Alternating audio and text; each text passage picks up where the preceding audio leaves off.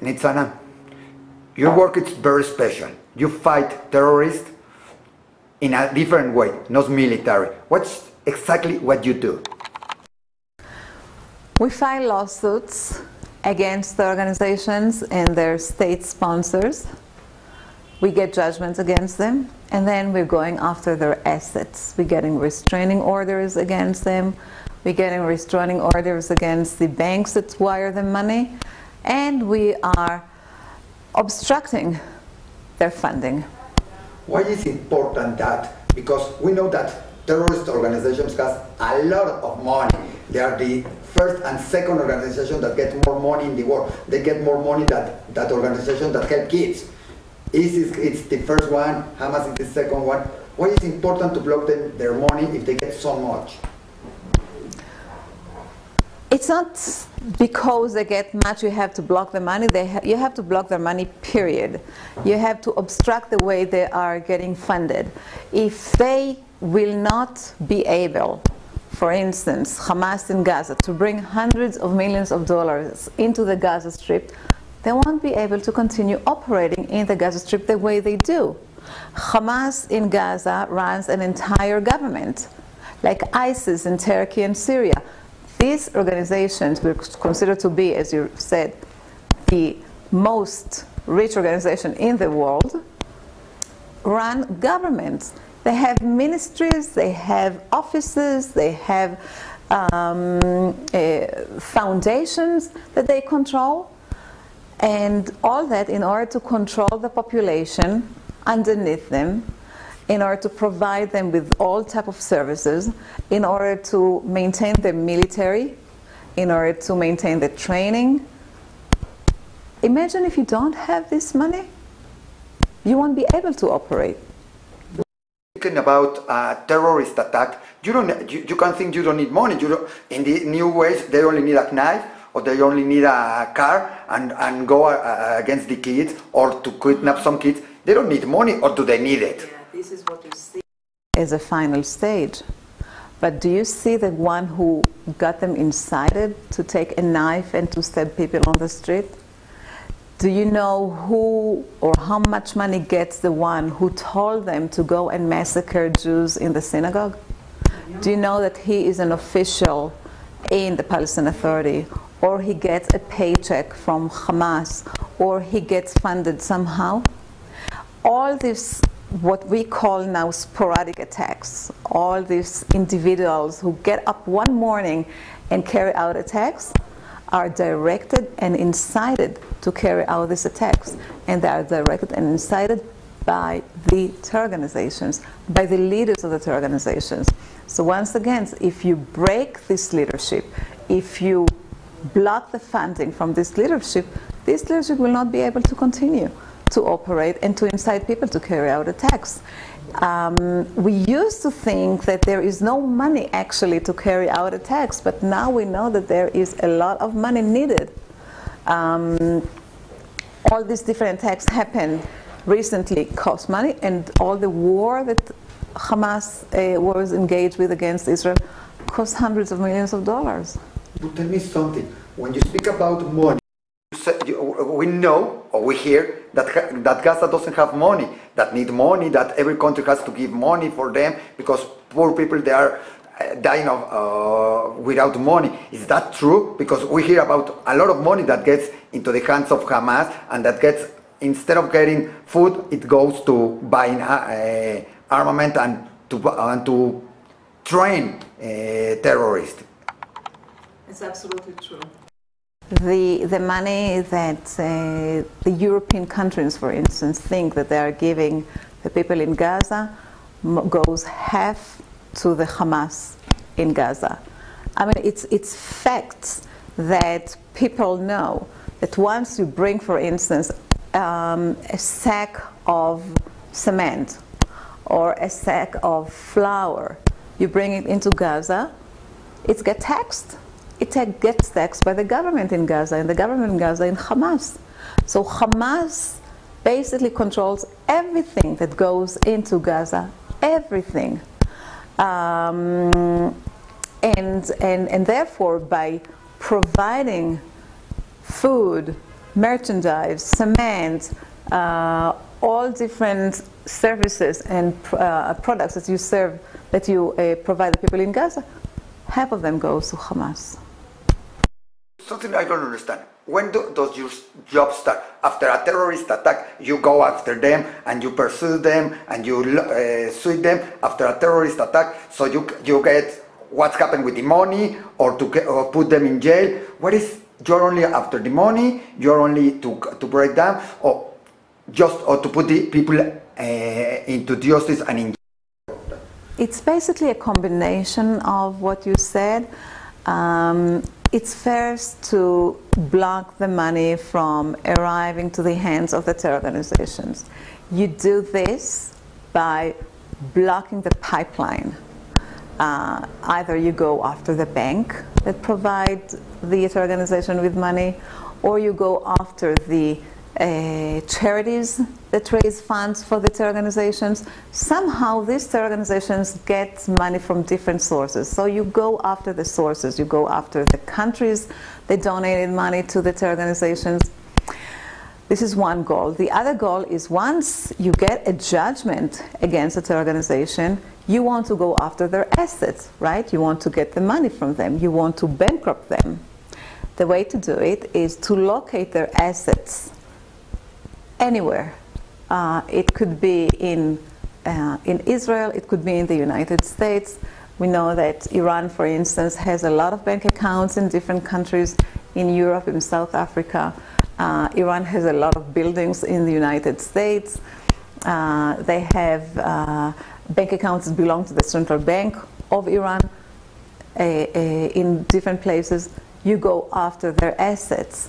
Hamas, you know that there are a lot of charities that still raise funds for Hamas, that you can take your judgment and enforce it against the charity that raised the funds for Hamas. Yes, it's something you can do. And the third aspect of this war is actually to give the funds to the victims, to the one that you filed the case on their behalf, to the one who deserve it most. So you take it basically. You give the money after some terrorist attack. The victims of the attack, they get the money. So some of that money, yeah, the one who. You sue the perpetrators of the attack. Also. Right, right. You can sue the perpetrators of the attacks, but they don't have money. It's the money after them. It's the one who funds the attack. It's the one that supports the organization. And this is the goal. The goal is really to deter the countries who donate money to stop funding the terror organizations. So if you sue the perpetrator, he doesn't really care. I mean, he doesn't care about his own life, so he will not care about money. But the country who supports the organization, or the charities that raise funds for the organization, or the bank that provide financial to the terror organization, they care, because they will need to continue operating where they are, and they care about the law. Banks, the last thing on their mind is to be indicted for terror financing. They will lose their license to act as an international bank in the United States, in Canada, in Europe. No bank would like to take this risk of criminal offense like that. So these are the people that you go after, and you can get the money from their assets and give it to the victims. And the victims are the one who got affected in the terror attack, are the one to bring the lawsuit against the terror organization, and are the one to win eventually. Yes, something that I wanted to ask you. Terrorists doesn't care about the international law. They don't care about the international opinion. They care in opinion to generate it in favor of them, but they don't care about international law. If they perpetrate a terrorist attack, it's against international law. Why does it matter if you sue them? I imagine. They care, but when you go after their assets, they do care. Iran, for instance, never shows up in court. They don't send lawyers. They don't appear in court. They get pay? Once you touch their assets, then they show up in court. Then they send lawyers. Then they fight really hard. And you can come and say, what do they care? I mean, Iran has so much money. They really care about 100 million here and 100 million there. But you see that, in fact, in reality, they care. Everybody cares about money. Everybody cares about money. Nobody can function without money. So many years of it, have you have a case that give you most satisfaction after saying, I took that money, or I saved a life taking that money? Have you ever feel that, or have you ever know about that when you take that money or you take that asset that you know that was going to be for a terrorist attack or something, and you know it? You don't have specific money that you know that is allocated to a specific terror attack. You have a general budget that belongs to the terror organization which you can block. And I got real satisfaction when I win a case and I actually get the money. Some of the defendants that we sue settling these cases come and pay to show you that they do care in the end of the day. And some of them, with a lot of efforts that you put in, you're able to get a large amount of money. And knowing that so far we collected over $120 million and gave them to the terror victims, give you a lot of satisfaction. What was your worst or hardest trial you have to fight? Which one was the most that you say, this is hard, but I have to win it? Or when you lose it, you say, how could it be? Well, I have a current case on right now. It's a case against the Bank of China. It's, I would say, one of the toughest hills I have to climb. But I'm telling you, I'm gonna... Yeah. What does it have to be? China with terrorists? Could you imagine?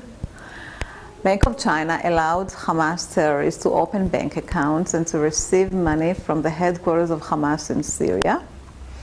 Money was going through his bank accounts in Guangzhou, China, and he was giving it to his brother and father, other Hamas terrorists in Gaza.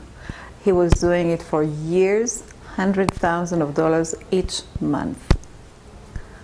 And the counterterrorism division of the Israeli government went to China and met with the Central Bank of China and urged them to close down the account. But the Chinese refused because they claimed that Hamas is not a designated terror organization in China. So we were asked if we can take the Chinese to court, and we filed this case against the Chinese, knowing that the Israeli government is backing us. Unfortunately, recently, Israel backed off because they were pressured by the Chinese government not to continue with the case. And we find ourselves, ironically, litigating against the state of Israel. But the case is still going, and we will do anything we can in order to prove that China is responsible for these wire transactions that went to Hamas, or at least is responsible for the obstructive justice. And I can assure you that we will do anything we can in order to win in the end. What happened with Latin America? It's involved in these terrorists all around? Latin America is very deep in terrorism, yeah. We know that they have specific places where the terror organization use in order to deal with drugs, to sell drugs, to get money from the drug business, to fund their operation. Yeah, unfortunately, Latin America, as different places in Africa as well, are wide open, or China, are wide open for terrorism. Two more questions just to finish. First of all, tell me, are you afraid? You are getting their money, and you know, when somebody takes your money, you are afraid of that, or people get mad and try to stop you in any way? No, we're okay.